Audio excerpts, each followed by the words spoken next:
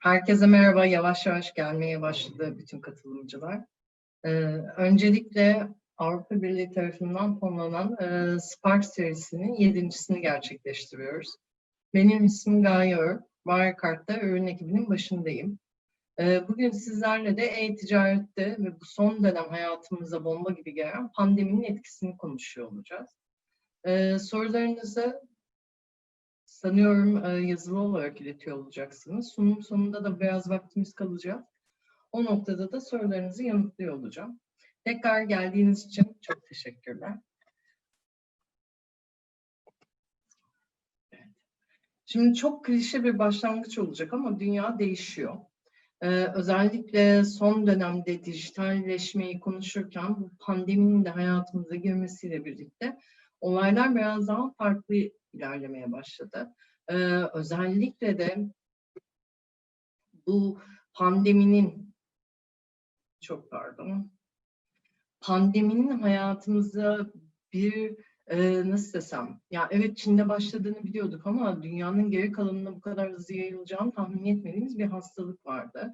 Daha önce de karşılaşılmamış bir hastalıkta. Etkisinin nasıl olacağını da çok bilemiyorduk. Bu nedenle bir kere zaten bunun hayatımıza girmesi hem psikolojimizi alt üst etti hem de insanların bu nasıl demek lazım orada? İnsanların gündelik hayatlarına tabii ki devam etmeleri gerekiyor. Ticari hayatımıza devam ediyor bir noktada. Ama ne oldu işte? Birçok insan evden çalışmaya başladı bu süreçte.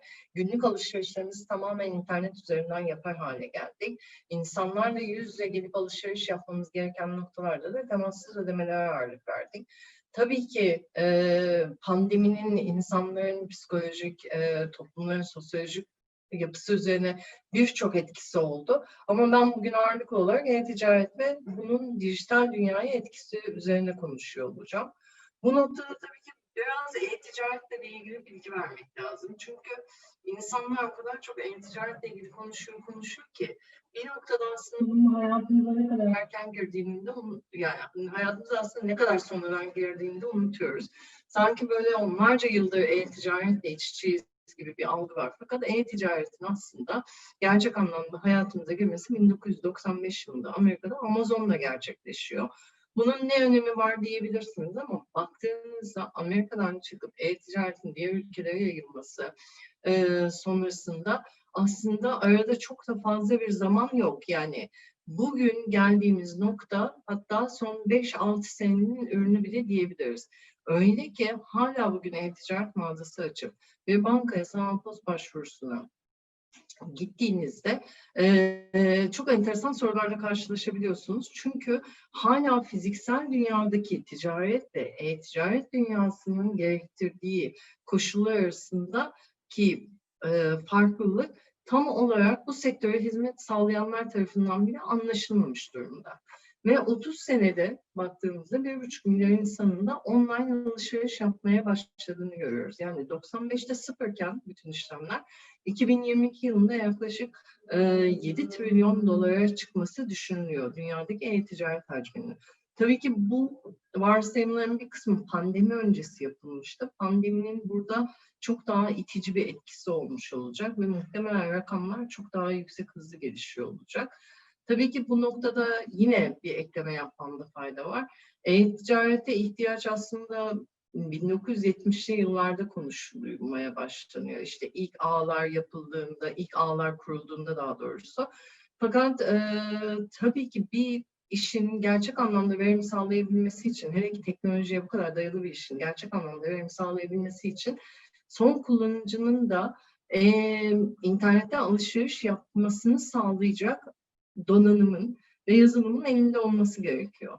Son yıllara baktığımızda özellikle bu akıllı telefonlar, hepimizin elinde olan akıllı telefonların e-ticarette inanılmaz bir ivme kazandırdığını görüyoruz. Yani buradaki bu işte 2022'deki rakamı bahsediyoruz ama 2020'deki bu rakam aslında 3-4 sene önce bunun yarısı kadardı.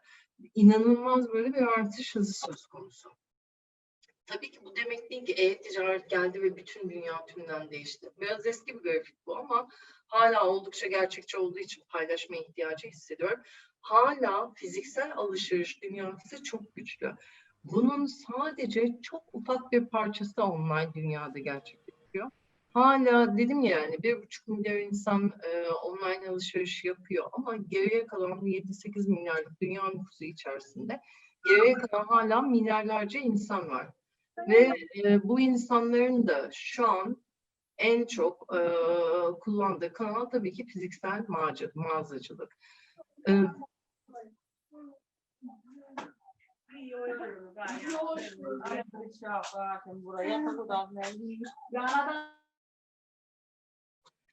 Burada bir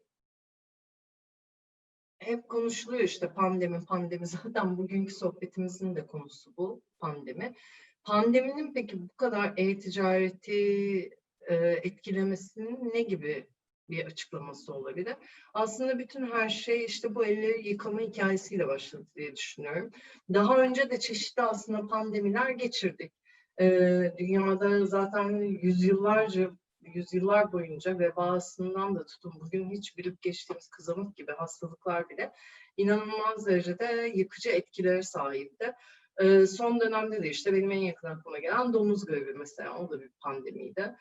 Fakat bu Covid'de insanların yüz yüze aralarında 1,5 metreden fazla bir mesafe bırakmaları gerektiği, ondan sonra bir şeye dokunduktan sonra, herhangi bir yüzeye dokunduktan sonra ellerini yıkamaları gerektiği konusunda o kadar çok uyarı oldu ki insanlar, bilmiyorum sizin de dikkatinizi çektiniz mi ama Türkiye'de özellikle çok kısa bir süre içerisinde herkes elindeki temassız kartları kullanmaya başladı.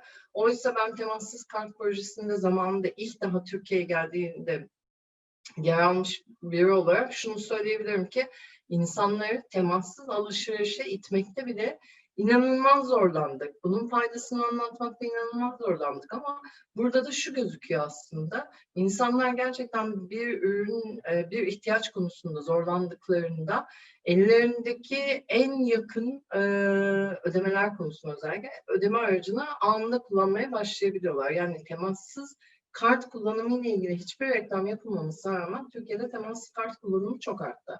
E-ticaret de benzer bir şekilde. Özellikle gıda alışverişleri inanılmaz derecede patladı. Tabii ki bundan olumsuz etkilenen firmalar da olmadı değil. Bu grafikte çok daha iyi göreceksiniz.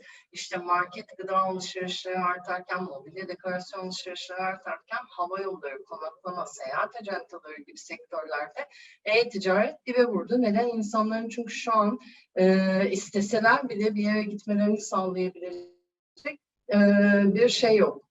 Bir yöntem yok. Fakat şunu gördük ki total rakamlara da baktığınızda e-ticaret rakamlarının çok çok yükselmediğini görüyorsunuz Türkiye özelinde. Fakat bazı sektörler 2 kat ya da daha fazla büyüdü.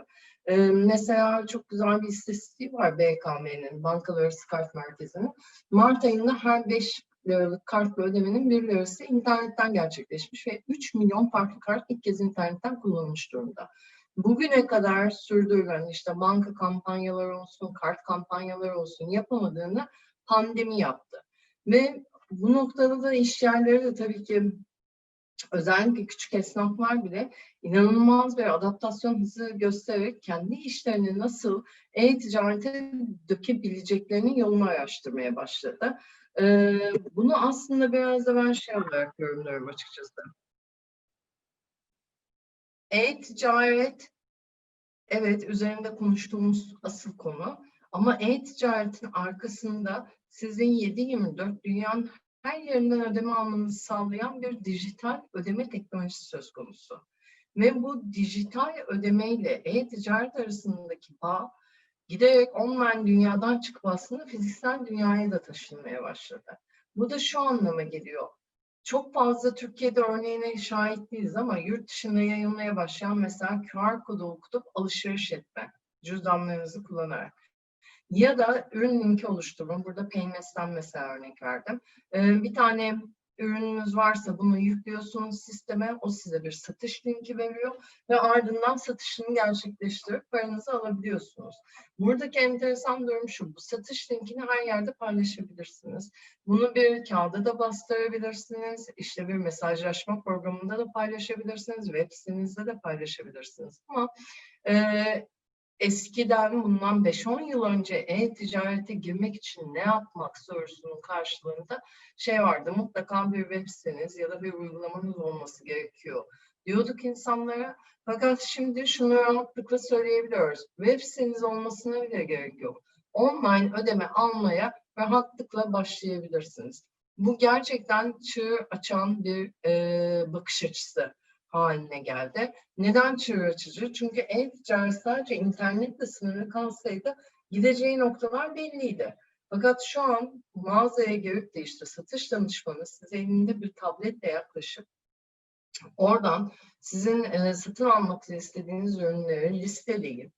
O hiçbir şekilde kartınızı kullanmadan bile, yani bir e-cüzdan yardımıyla ya da bir QR kodu okutarak bile ödeme yapabiliyorsunuz. Aldığınız ürünler de sizin adresinize postalanıyor.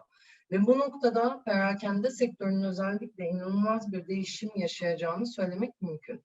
Ya burada aslında anlatılacak çok şey var ve biraz böyle hikayeye de dönüşsün istemiyorum da şunu belirtmemde fayda var. Türkiye'de de dünyada da e-ticaret aslında girişimcilerle daha çok yaygınlık kazandı ve kullanılmaya başladı. Bugün konuştuğumuz çok büyük perakende markalarının e-ticarete girmeleri aslında çok daha göreceli yeni hikayeler. Yine dünyada da baktığımızda en çok e-ticaret cirosu olan firmalar bir zamanların girişimi. İşte Türkiye'de nelerdir? Trendyol'dur, N11'dir. Hepsi böyle biraz istisna arkasındaki holding nedeniyle ama gitti gidiyor. Bunların hepsi birer girişimdi ve çok düşük cirolara sahip birkaç kişi tarafından kurulmuş girişimlerdi. Hakeza Çin'deki AliExpress ya da Amerika'daki eBay ve Amazon da çok farklı değildi. Ve bu markalar hem kendi ülkelerinde hem de dünyada insanların online alışveriş yapmasını sağladılar. Ve dünyayı, tabii ki bu değişimin hepimiz içinde olduğumuz için çok farkında değiliz. Hatta içinizde bazı yaşınız tam olarak bilmiyorum ama öğrenci olduğunuzdan varsa eğer, siz mesela böyle bir dünyaya doğdunuz. Ama benim gençliğimde bırakın e-ticarette internet bile yoktu. Yani ben çocukken internetin iyisini duymamıştık. Ben ilk e-mail hesabımı üniversiteye girdiğimde aldım ve sonrasında bütün bu e-ticaret gelişimini bizzat hem müşteri tarafında hem de çalışan tarafında deneyimleme imkanı buldum ve yaşanan değişim baş döndürücü. Şimdi bakıyoruz, e-ticaretten bahsediyoruz ama e-ticaretin arkasında kullanılan teknoloji aslında bizim fiziksel dünyada da gayet rahat bir şekilde online ödeme yapmamızı sağlayabiliyor. Ve benim buradaki varsayımım şu: muhtemelen 5-6 yıl sonra, belki 10 yıl sonra e-ticaretten bahsetmeyeceğiz aslında. Çünkü bütün alışveriş kanalları o kadar çok iç içe geçmiş olacak ki burada en önemli şey müşterinin 7/24 istediği yerden istediği şeyi alabilmesi olacak. Perakende noktalarıyla ilgili, markalarıyla ilgili bir görüşümü paylaşıyordum biraz önce, yarım kaldı. Perakendecilikte de mesela şimdi kocaman mağazalar var biliyorsunuz ve bunların çok önemli maliyetleri de var. İnsanlar vardiyalı çalışıyor, inanılmaz bir stok yönetimi yapıyorsunuz. Fakat bu tarz mağazaların da ya içinde hiç kimsenin çalışmadığı ve sizin gibi pıt pıt pıt ürünlerinizi alıp ondan sonra ödetleyip çıktığınız yerlere dönüşmesi ya da tam bir showroom'a, yani girip ürünlere bakacaksınız, beğeneceksiniz. O an bunun siparişini vereceksiniz ve ürünler sizin evinize postalanıyor olacak. Bu şekilde perakende mağazacılıkta bir dönüşüm geçirecek. E-ticaret ilk hayatımıza girdiğimizde işte fiziksel mağazacılık tamamen ölecek diyorlardı ama bunu öldürmek pandemi sonrasında bile çok zor. Çünkü insan sosyal bir varlık ve haliyle alacağı ürüne dokunmayı, onu kullanmayı, denemeyi istiyor. Başkalarıyla konuşmayı da istiyor. Yani bu nedenle perakende mağazacılık fiziksel anlamda tamamen yok etmeniz mümkün değil. Yani kadınlar belki bu söylediğimi daha iyi anlayacaktır da, gerçi erkeklerin de arasında alışverişe meraklı olan çok insan var. Gidip bir mağazada ürün bakıp işte satın almanın keyfini hiçbir şekilde online ortam bize vermiyor şu an. Hatta online dünyayı bu pandemiye kadar ağırlıklı ucuz ürün almak için kullanıyorduk, özellikle Türkiye'de. İşte araştırma yapalım, ucuzu var mı bakalım ya da çok uzaktaysa bize fiziksel olarak getirtelim şeklinde kullanıyorduk. Ama şu an pandemiyle birlikte gördük ki aslında biz evimizden bile çıkmadan bütün temel ihtiyaçlarımızın yanı sıra lüks gibi görünebilen başka ihtiyaçlarımızı da rahatlıkla internet üzerinden karşılayabiliyoruz.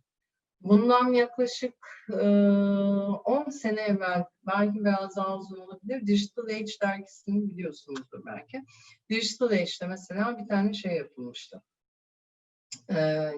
Böyle bir kapak konusu işlenmişti. 7 gün evden çıkmadan yaşayabilir misiniz diye.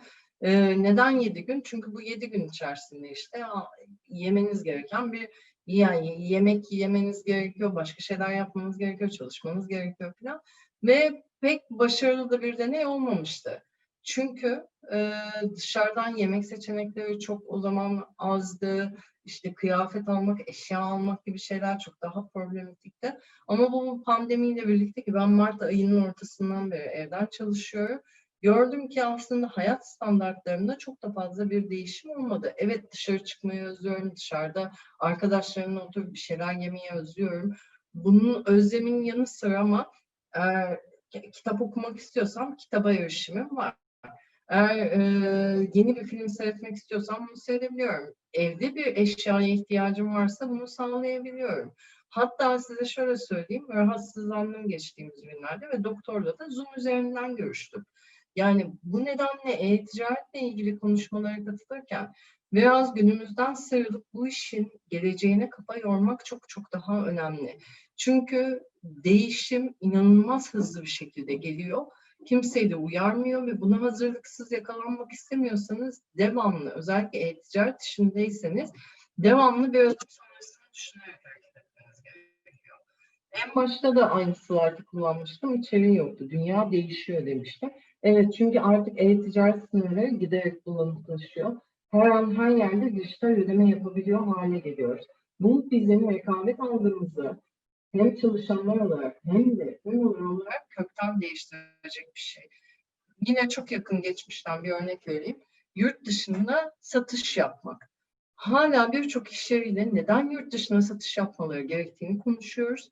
Fakat insanların unuttuğu bir şey var. Siz yurt dışına satış yapmaya başlamazsanız yurt dışındaki insanlar gelip sizin ülkenize satış yapmaya başlayacak. Bu nedenle siz Türkiye'deki pazarınızın sizi yeterince memnun ettiğini düşünüyor olabilirsiniz. Ama uzun vadede baktığınızda bugün kendi pazarından memnun olmayan ya da oyun alanını genişletmek isteyen bir firma rahatlıkla Türkiye'deki kullanıcılara da satış yapabilir hale gelmiş durumda. Bu durumda gerçek rakibiniz kim? Birlikte aynı sektörde faaliyet gösterdiğiniz firmalar mı? Yoksa dünyanın ta öteki ucundan sizin ülkenize satış yapan bir firma mı? Benzer şekilde perakende sektörü falan ölüp bitiyor falan diyorlar ama rakamlar o kadar yüksek ki azalarak devam edeceği muhakkak, fakat bu ortadan yok olmayacak. Bugün insanlar sizin sitenizde alışveriş ediyorsa ve siz çok çarpıcı bir ürün kalitesi, hizmet kalitesi sunamıyorsanız bir kere insanların elinde bir sürü alternatif olduğunu unutmamamız gerekiyor. Hatta bu konuda ben biraz da böyle alaycı bir yaklaşımla şey diyorum birçok firmaya. Sizin en büyük rakibiniz Google aslında. Eğer çok spesifik bir ihtiyacınız yoksa, yani X bir markanın ürettiği X bir ürünü alacağım çünkü sadece benim ihtiyacım olan özellikleri o ürün karşılıyor demiyorsanız, örneğin beyaz bir tişört istiyorsanız ya da dümdüz siyah bir etek istiyorsanız, girdiğiniz, alışveriş yaptığınız sitede sizi memnun etmeyen bir şeyle karşılaştığınızda hemen Google arama çubuğuna aradığınız ürünün özelliklerini yazıp onlarca farklı e-ticaret mağazasıyla karşılaşıp onların içerisinden satış yapabilir durumdasınız. Eğer çok kuvvetli bir markanız ya da gerçekten çok unik bir değer sunmuyorsanız insanlara, inanılmaz derecede üzerinizde rekabet baskısı var. Bunların da farkında olarak hareket etmek gerekiyor. Aslında benim sunumum genel hatlarıyla bu şekilde. Yani çok uzun sunum yapmayı tercih etmiyorum. Daha çok serbest konuşmayı seviyorum bu konular üzerinde. Yine en başta söylediğim gibi değişim hızı çünkü baş döndürücü. Bundan 95 yılında sıfır olan işlemlerden bugün trilyon dolar değerinde işlem hacimlerini konuşuyoruz. Ve muhtemelen 5 yıl sonra bu daha da artmış olacak. Artı buna ek olarak fiziksel hayatımızda da bir online ödeme rahatlığı gelmiş olacak. Mesela pandemi sonrası bana gelen projelerden yola çıkarak söyleyebilirim ki restoranından mobilyacısına birçok firma satış danışmanlarının eline tablet verip bütün ödeme sürecini, ürün seçimini bu tabletler üzerinden yaptırmayı planlıyor. Sırf bunun dedikodusu bile inanın bana sektörü hareket ettirmeye yeter. Çünkü insanlar da diyorlar ki böyle bir seçenek varsa niye biz kullanmayalım? Peki küçük esnaf ölecek bitecek mi? Yok, hayır. Onlar da işlerini dijitale taşımaya başlayacaklar. Nasıl mesela biliyorsunuz bu pandemide özellikle eğlence sektöründe çalışanlar çok olumsuz etkilendiler ya da eğitimciler çok olumsuz etkilendiler. Fakat onların da imdadına daha çok Instagram ya da Zoom koştu. Ve şu an canlı yayın yaparak insanlara spor dersi verebiliyorsunuz, yabancı dil dersi verebiliyorsunuz. Evet hala bir takım pürüzler var. Ve çok geniş bir ağınız yoksa da bazen çok sınırlı kalabiliyor etkisi ama siz insanlara canlı yayında eğitim verip herhangi bir web siteniz olmadan artık online ödeme alabiliyorsunuz.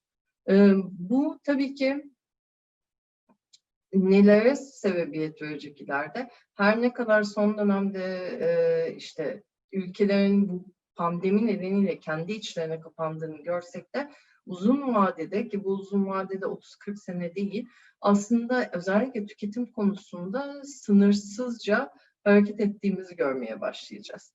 Bu nedenle birisi ekranı çiziyor şu an. Bu nedenle e-ticaret işindeyseniz ya da e-ticaret işine girmeyi düşünüyorsanız mutlaka bakış açınızı genişletin. Size verebileceğim en önemli tavsiye bu olacak ilk aşamada.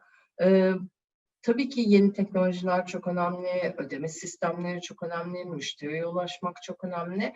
Bu noktada da hizmet kalitesi devreye giriyor. Hizmet kalitenizi artık en üst seviyede tutmak zorundasınız. Çünkü satış yaptığınız insanları bekleyelim işte ondan sonra o hata yapmış önemli değil falan gibi bir şey demek demeyecekler. Bunu artık görmezden gelemeyecekleri bir döneme başlıyoruz. Ya bu biliyorsunuz çok zor zamanlar geçti.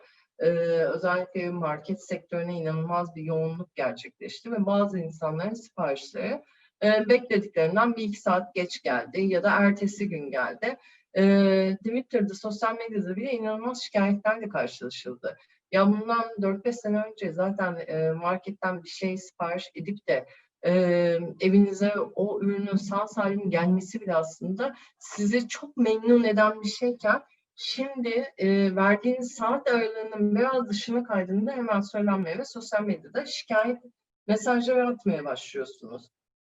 Ve ironik olan şey de şu, işletmeler bir yandan bundan şikayetçi olurken işte bizi niye böylesine linç ediyorlar ya herkes hata yapabilir derken işletmelerin kendilerinin de müşteri noktasında olduğu yerlerde benzer şikayetlerin onlardan da geldiğini görüyoruz. Örneğin benim bir e-ticaret sitem varsa ve ben kargomda gecikirsem müşteriye bir yandan şey diyorum ya lütfen anlayış gösterin. Ama öte yandan ben internetten bir şey alıyorsam ve kargom gecikiyorsa ben de sosyal medyaya girip hemen şikayetleri yazmaya başlıyorum.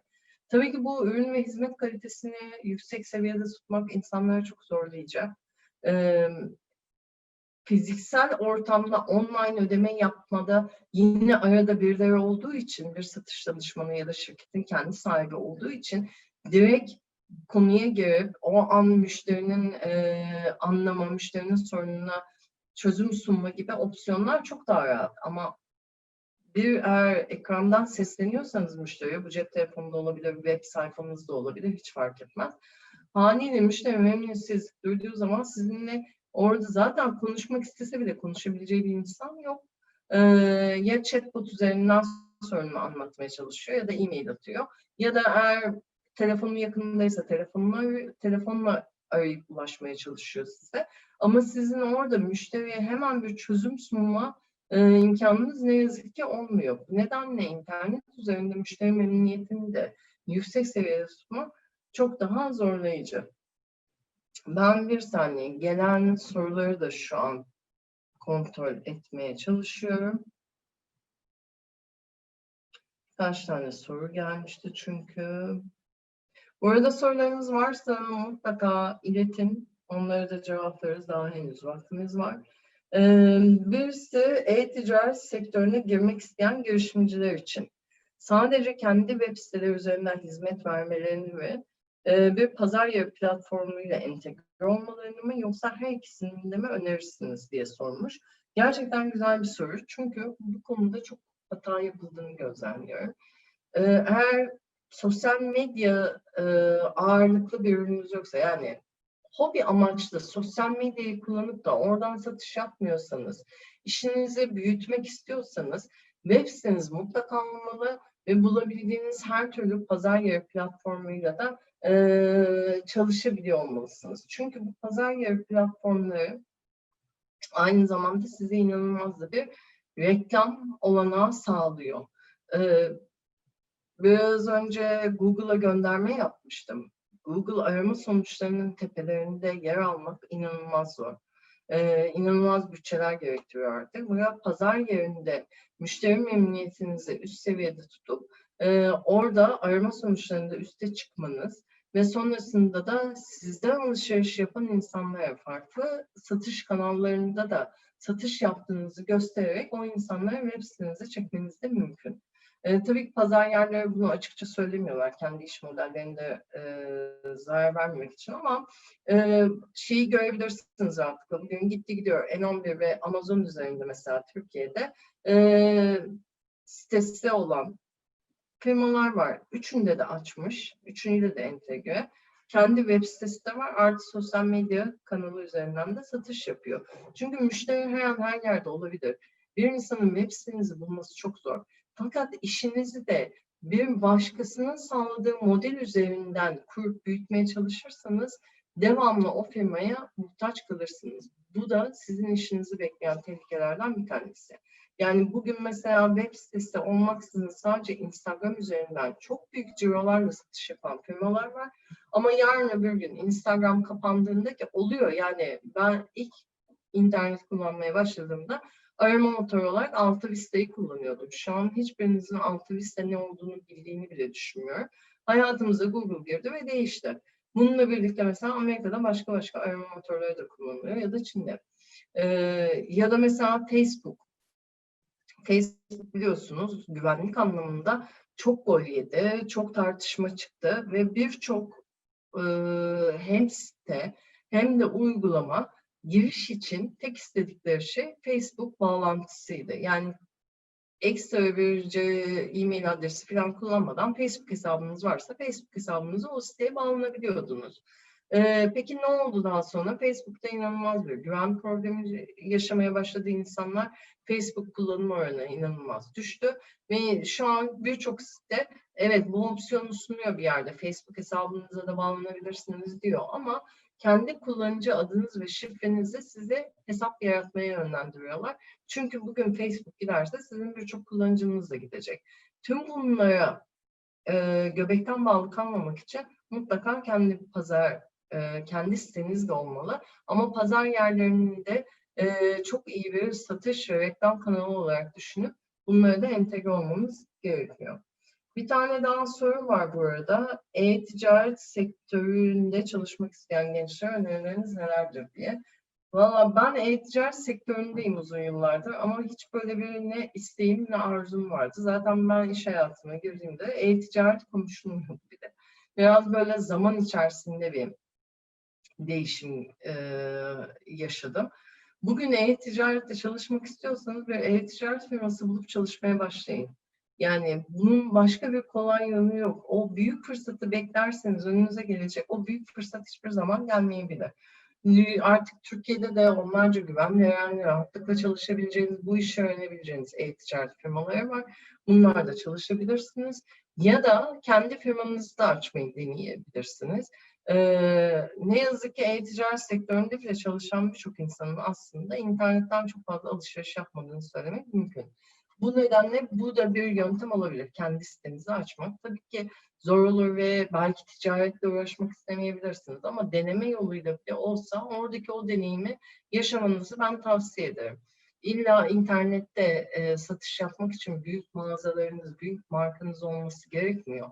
Bence e-ticaretin ve online dünyanın güzelliği de o. Yani bugün evimde benim 10 tane kitap varsa bu 10 tane kitabın fotoğrafını çekip sosyal medya kanalımdan paylaşıp bunları satabilirim.